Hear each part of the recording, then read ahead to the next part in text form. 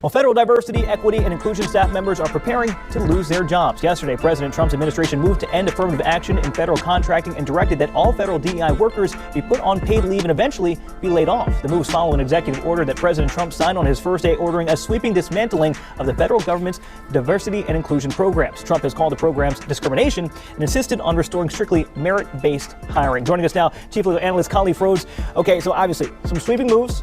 If we know one thing about President Trump, he is true to his word.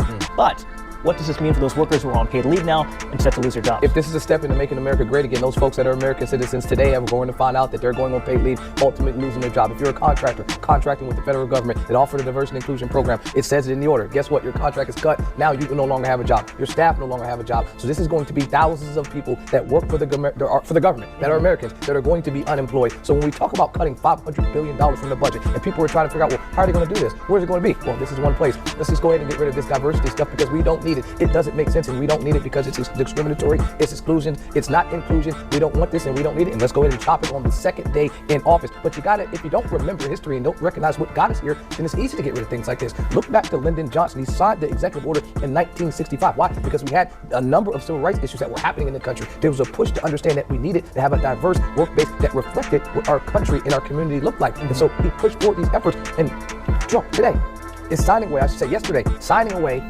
all of those years, 1965 to today, signing away those years just in the swipe of a pen.